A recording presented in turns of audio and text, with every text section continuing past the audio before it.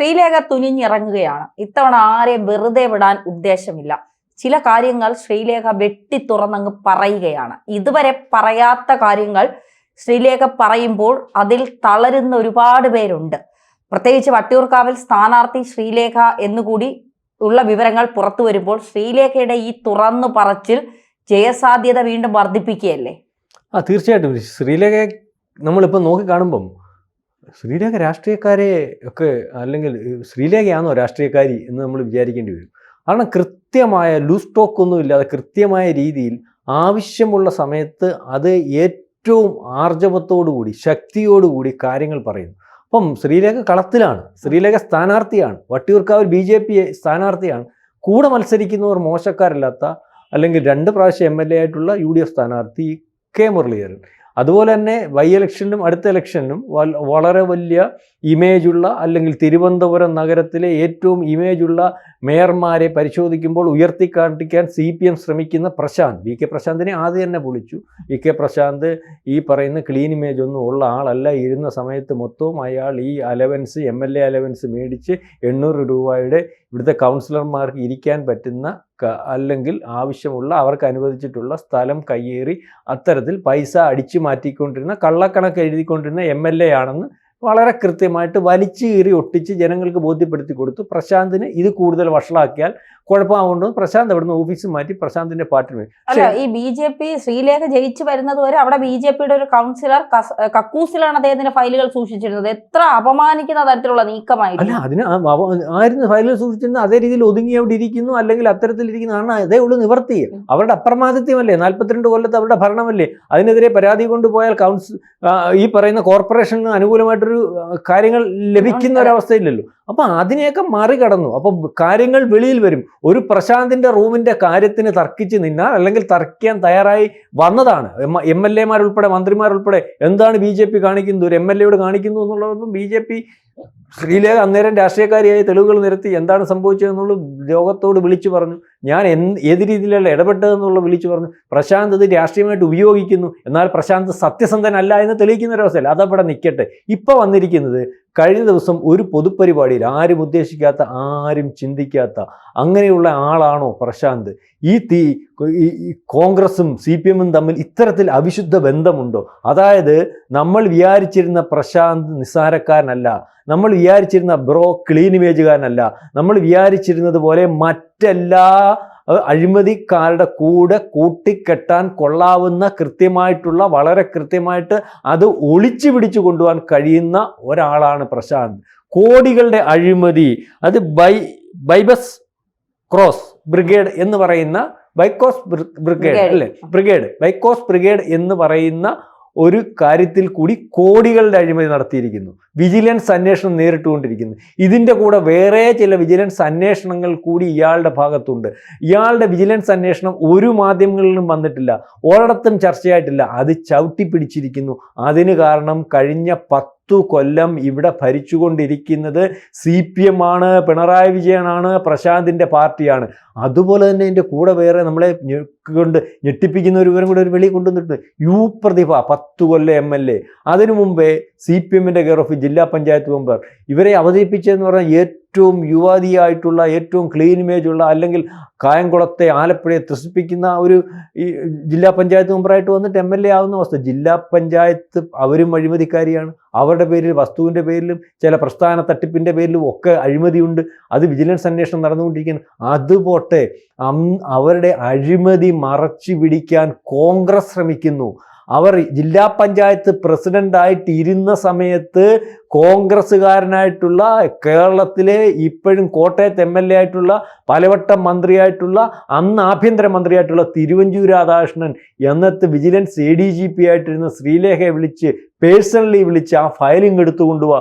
അപ്പോൾ അവർ വിചാരിച്ച് ഈ ഫയൽ എടുത്തുകൊണ്ട് വരാൻ പറഞ്ഞപ്പോൾ പ്രതിഭയുടെ കയ്യിലുള്ള കാര്യങ്ങൾ അന്വേഷിച്ച് തീർപ്പാക്കി അവർക്കെതിരെ നടപടി എടുക്കുന്നതിന് വേണ്ടിയാണ്. അവർ ഈ ഫയൽ പഠിച്ചിട്ട് അവിടെ ചെന്നിരുന്ന് പറയുക, നമുക്കതങ്ങ് ഒതുക്കണം കേട്ടോ, നമുക്കതങ്ങ് തീർക്കണം കേട്ടോ, എനിക്ക് പ്രതിഭ എനിക്ക് വേണ്ടപ്പെട്ടതാ.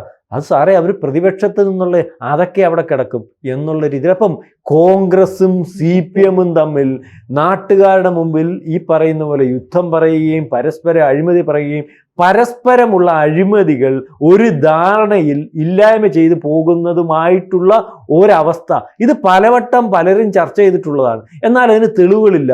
ഇത് ആരോപണം മാത്രമാണെന്ന് പറയുമ്പോൾ ഒരു ഉദ്യോഗസ്ഥ, ഒരു IPS ഉദ്യോഗസ്ഥയുടെ കയ്യിൽ അല്ലെങ്കിൽ വിജിലൻസിൽ ഇരിക്കുമ്പോൾ അല്ലെങ്കിൽ മറ്റ് പല പോസ്റ്റുകളിൽ ഇരിക്കുമ്പോൾ ഈ രാജ്യത്തും അല്ലെങ്കിൽ നമ്മുടെ കേരളത്തിലും നടക്കുന്ന കാര്യങ്ങൾക്കകത്ത് അവർക്ക് കൃത്യമായ വ്യക്തതയുണ്ട്. അതിനകത്ത് ആരൊക്കെ ഇടപെടും, പോലീസ് ഓഫീസർമാരുടെ അടുത്ത് ആരൊക്കെ ബന്ധപ്പെടും, അതൊക്കെ അവർ രഹസ്യമായിട്ടാണ് സൂക്ഷിക്കുക. ഇപ്പോൾ ഇവർ രാഷ്ട്രീയക്കാരിയായിട്ട് വന്നപ്പോൾ അവർക്കെതിരെ മത്സരിക്കുന്ന കോൺഗ്രസിൻ്റെയും CPM-ൻ്റെയും നേതാക്കന്മാരുടെ യഥാർത്ഥ മുഖം വലിച്ചു കീറി പൊതുജനത്തിൻ്റെ ഇടയ്ക്ക് കാണിക്കണമെങ്കിൽ ഇവർക്കെതിരെ ഒരു അഴിമതി പോലും പറയാനില്ലാത്ത ഒരു രീതിയിലേക്ക് കാര്യങ്ങൾ ഇല്ല. അത് ബോധ്യപ്പെട്ടാണല്ലോ പറയാൻ സാധിക്കും. അല്ലെങ്കിൽ നാളെ കാലത്ത് ഇവർക്കെതിരെ വരത്തില്ലേ? ഇവർക്കെതിരെ നിൽക്കുന്ന പാർട്ടി മോശമാണോ? ഇവർക്കെതിരെ നിൽക്കുന്ന CPM മോശമാണോ? ഇവർക്കെതിരെ നിൽക്കുന്ന കോൺഗ്രസ് മോശമാണോ? മാത്രമല്ല ഈ തിരുവഞ്ചൂർ രാധാകൃഷ്ണനൊക്കെ ഭയങ്കര അഡ്ജസ്റ്റ്മെന്റ് പൊളിറ്റിക്സാണ്. നിങ്ങൾക്കറിയാം, തിരുവഞ്ചൂർ രാധാകൃഷ്ണൻ അടൂര് MLA ആയിട്ടുണ്ട്. 25 കൊല്ലം നല്ല ഒന്നാന്തര MLA ആയിരുന്നു, മന്ത്രിയായിരുന്നു, കാര്യങ്ങളൊക്കെ ശരി. പക്ഷേ തിരുവഞ്ചൂർ അടൂർ വന്നതിന് ശേഷം ആദ്യത്തെ പ്രാവശ്യം ആർ ഉണ്ണികൃഷ്ണപിള്ള മത്സരിക്കും. അതിനുശേഷം അദ്ദേഹം അവിടുന്ന് പോകുന്നിടം വരെ അദ്ദേഹത്തിനെതിരെ CPM-ന്റെ ബലത്തെ ഒരു ക്യാൻഡിഡേറ്റിനെ ഞാൻ കണ്ടിട്ടില്ല. ഏറ്റവും മോശമായിട്ടുള്ള ക്യാൻഡിഡേറ്റ് പലരും ഉണ്ടെങ്കിലും അയാളോട് മത്സരിക്കാൻ അല്ലെങ്കിൽ ശക്തനായിട്ടുള്ള ക്യാൻഡിഡേറ്റിനെ ഇട്ടുകൊടുത്തിട്ടില്ല CPM. അപ്പോൾ അതിനകത്ത് അഡ്ജസ്റ്റ്മെന്റ് ഉണ്ടോ? അതുപോലെ TP ചന്ദ്രശേഖരൻ വധവുമായിട്ട് ബന്ധപ്പെട്ട് അന്വേഷണം വളരെ പ്രബലമായിട്ട്, അന്ന് ആഭ്യന്തരമന്ത്രിയായിരുന്നു, എല്ലാവരും പറഞ്ഞു തിരുവഞ്ചൂർ ഇരുന്നുകൊണ്ട് ആണ്. തിരുവഞ്ചൂർ ശരിക്കും പറഞ്ഞാൽ ആ കേസ് കോടിയേരി ബാലകൃഷ്ണനും തിരുവഞ്ചൂർ രാധാകൃഷ്ണനുമായിട്ടുള്ള ബന്ധം വെച്ച് അങ്ങനെ ഇടപെട്ട് പാർട്ടിക്ക് ദോഷം വരുന്ന ഒരവസ്ഥ വന്നപ്പോൾ ആരും അറിയാതെ ആ കേസ് ഒതുക്കി തീർത്തായിട്ട് അന്നൊരു ആക്ഷേപം ഉണ്ടായിരുന്നു. ആ TPയുടെ ആ വധവുമായിട്ട് ബന്ധപ്പെട്ട് P. മോഹൻ ജില്ലാ സെക്രട്ടറി ഉണ്ടായിരുന്നു, അന്ന് ജില്ലാ സെക്രട്ടേറിയറ്റ് മെമ്പറാണ്. അദ്ദേഹത്തിനെ വരെ അന്വേഷണം വന്നു. അതിൻ്റെ മുകളിലോട്ട് അന്വേഷണം വരുന്ന ഒരു അവസ്ഥയിലേക്ക് വന്നപ്പോൾ ഇപ്പോൾ ഈ പാർട്ടി ഭരിച്ചുകൊണ്ടിരുന്ന തിരുവഞ്ചൂർ രാധാകൃഷ്ണനും കോൺഗ്രസും CPM കൂടെ ആ കേസ് കോംപ്രമൈസ് ചെയ്തു. അതായത് ആ അന്വേഷണം മേപ്പോട്ട് വന്ന് ഗൂഢാലോചനയിലേക്ക് എത്തിച്ചേർന്നാൽ അതിനപ്പുറം സംസ്ഥാന തലത്തിലുള്ള നേതാക്കന്മാർ ഒരു പക്ഷേ ആ അന്വേഷണം കോടിയേരി ബാലകൃഷ്ണനിലേക്കും പിണറായി വിജയനിലേക്കും ഒക്കെ പോകുന്നൊരവസ്ഥ വന്നപ്പോൾ അവിടെ വെച്ചത് ചവിട്ടിപ്പിടിച്ചു. അതായത് കൃത്യമായ അഡ്ജസ്റ്റ്മെൻറ്റ് നമ്മൾ മനസ്സിലാക്കിയിട്ടില്ലേ? ഇതുവരെ ഈ 10 കൊല്ലത്തിനപ്പുറം നമ്മൾ നോക്കുമ്പോൾ UDF 5 കൊല്ലം, LDF 5 കൊല്ലം, UDF 5 കൊല്ലം, LDF 5 കൊല്ലം. ഇവർ രണ്ടുപേരും നടത്തുന്ന അഴിമതികൾ ഭരണത്തിലിരിക്കുന്ന സമയത്ത് ആരോപിക്കപ്പെടുകയും ആ അഴിമതി ഒക്കെ ഒരുപക്ഷെ അന്വേഷിക്കപ്പെടുകയും ആ അഴിമതിയൊക്കെ പിറ്റേന്ന് വരുമ്പോഴത്തേന് അല്ലെങ്കിൽ പിന്നെ വരുമ്പോഴത്തേന് തീർന്നു പോകുന്ന ഒരവസ്ഥയാണ്. ഒരിടത്തും ഒരു അഴിമതിയും അത് വേണ്ട രീതിയിൽ കണ്ടിന്യൂ ചെയ്ത് അതിൻ്റെ യഥാർത്ഥ കുറ്റവാളികളെ കണ്ടുപിടിച്ച് അത് വെളിയിൽ കൊണ്ടുവന്ന് ശിക്ഷിക്കുന്ന ഒരവസ്ഥയിലേക്ക് പരസ്പര ധാരണയോടുകൂടി ഭരിച്ചു പോകുന്ന ഒരു രീതിയാണ്. അതുകൊണ്ടാണ് ഇപ്പോൾ ഇവരുടെ വെളിപ്പെടുത്തൽ നമുക്ക് മനസ്സിലാവുന്നത്. എന്തിന് തിരുവഞ്ചൂർ രാധാകൃഷ്ണൻ ഒരു പക്ഷേ പ്രതിഭ അന്ന് ജില്ലാ പഞ്ചായത്ത് പ്രസിഡന്റാണ്, അവരെ സംരക്ഷിക്കാൻ നിന്നു. അതിനുശേഷം അവരെ അന്ന് സംരക്ഷിക്കാതിരിക്കുന്ന ഒരവസ്ഥ വന്നാൽ അവരുടെ പേരിലുള്ള അഴിമതി വളരെ കൃത്യമായിട്ട് തെളിവുകളോടുകൂടി ശ്രീലേഖ കണ്ടുപിടിച്ച് കൊണ്ടുവന്ന് അവർക്ക് ശിക്ഷിക്കാൻ പറ്റുന്ന ഒരു അവസ്ഥയുള്ളപ്പോൾ അവരെ സംരക്ഷിച്ചുകൊണ്ടല്ലേ ആ അഴിമതിക്കാർ വീണ്ടും 10 കൊല്ലം കായംകുളം MLA ആയിട്ടിരുന്നത്. അതുപോലെ തന്നെ VK പ്രശാന്ത് എന്ന് പറയുന്ന ആളിൻ്റെ പേരിലുള്ള അഴിമതി, ആ അഴിമതി മറച്ചു പിടിച്ച് അയാളെ എത്ര കൊല്ലം കൊണ്ട് ഇപ്പോൾ MLA ആക്കി വെച്ചിരിക്കുകയാണ്. ഞാൻ ഉൾപ്പെടെ ഈ പറയുന്ന തിരുവനന്തപുരത്തുകാരിയായിട്ടുള്ള തന്നെ ഉൾപ്പെടെ വിചാരിക്കുന്നത് എന്തൊരു നല്ല മനുഷ്യനാണ്, പക്ഷേ അയാൾ അഴിമതിക്കാരനാണെന്നല്ലേ ഇപ്പോൾ വരുന്നത്. അതിന് തെളിവുകളില്ലാതെ പറയാൻ പറ്റത്തില്ല. അവർക്ക് ബോധ്യപ്പെട്ടാണല്ലോ സംസാരിക്കുന്നത്, അവർ ആ ഉത്തരവാദിത്തത്തിൽ ഇരുന്നത് കൊണ്ടാണല്ലോ പറയാൻ പറ്റുന്നത്. അതായത് ഒരു മാറ്റം വേണം, അല്ലെങ്കിൽ മാറ്റം വരും. മാറ്റം വന്നാൽ, ശ്രീലേഖ വന്നാൽ, അതുപോലെയുള്ള ആൾക്കാർ വന്നാൽ, BJP-ക്കാർ ഇത്തരത്തിൽ നേതാക്കന്മാർ വന്നാൽ, ഇതുപോലെ അഴിമതി വേണ്ടാത്ത, അധികാരം വേണ്ടാത്ത, ആർത്തിയില്ലാത്ത, ജനങ്ങളെ ഏൽപ്പിച്ചു കൊടുത്താൽ സേവിക്കുന്ന രീതിയിലുള്ള മാനസികാവസ്ഥയുള്ള ആൾക്കാർ വന്നാൽ ഗുണമുണ്ടാകും. ശ്രീലേഖയുടെ അഭിപ്രായം തന്നെ. ശ്രീലേഖ ഇപ്പം പാർട്ടി സമ്മർദ്ദം ചെലുത്തി അല്ലെങ്കിൽ പാർട്ടി പറഞ്ഞ് ഒരുപക്ഷെ നമ്മൾ വിചാരിക്കുന്ന നരേന്ദ്രമോദി, അമിത്ഷാ പോലെയുള്ള ആൾക്കാർ പോലും ഇടപെട്ടാണ് അവരുടെ സ്ഥാനാർത്ഥിയാക്കി. അതിനുമുമ്പ് അവർ പറഞ്ഞത് എനിക്ക് വേണ്ട, ഞാൻ മത്സരിക്കുന്നില്ല, എനിക്ക് താല്പര്യമില്ല, അധികാരത്തോടെ വലിയ ആർത്തിയൊന്നുമില്ല. അവർ സർവീസിലിരുന്ന സമയത്ത് അവരെ പറ്റി ആ രീതിയിലുള്ള അഴിമതികളൊന്നുമില്ലല്ലോ. ന്യായമായ കാര്യത്തിന് കൃത്യമായി ഇടപെടുന്ന ഒരു സ്ത്രീയായിരുന്നു. അവരെ പറ്റി അന്നും ആ രീതിയിലൊക്കെ, അതുകൊണ്ടാണല്ലോ അവരെ നമ്മൾ അറിയുന്നത്. എത്രയോ IAS IPS സ്ത്രീയാണെന്ന് പറഞ്ഞുകൊണ്ട് അറിയണമെന്നില്ലല്ലോ. അപ്പോൾ ഇല്ല. അപ്പോൾ ഇതിനകത്ത് അവർ പിന്നെ വന്നപ്പോൾ ഇപ്പം മത്സരിക്കുന്നത് പാർട്ടിയുടെ താല്പര്യമാണ്, മനസ്സിലാവുന്നുണ്ട്. അപ്പം അവരാവണം MLA.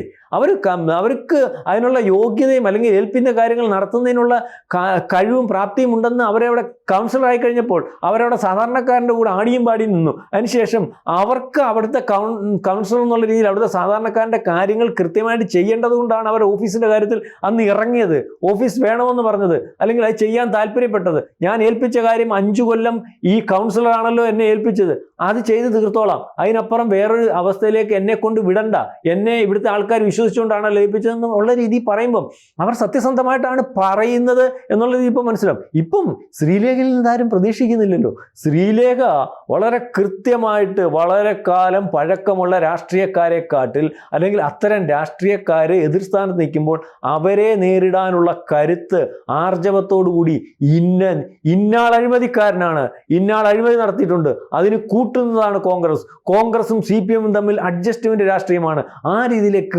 പറഞ്ഞ് ആൾക്കാരെ ബോധ്യപ്പെടുത്താൻ അത് പറയുമ്പോൾ ശ്രീലേഖ പറയുമ്പോൾ അതിനകത്ത് കഴമ്പുണ്ടെന്ന് വിശ്വസിക്കുന്ന ഒരു ജനം ഇവിടെ ഉള്ള ഒരവസ്ഥയിലേക്ക് കാര്യങ്ങൾ നീങ്ങുന്നു. ഏതായാലും ശ്രീലേഖയുടെ ഈ വെളിപ്പെടുത്തൽ ഇതുവരെ മറച്ചു പിടിച്ചിരിക്കുന്ന മാധ്യമങ്ങൾ വീണ്ടും മറച്ചു പിടിപ്പിക്കുമോ എന്നുള്ള കാര്യം നമുക്കറിയത്തില്ല.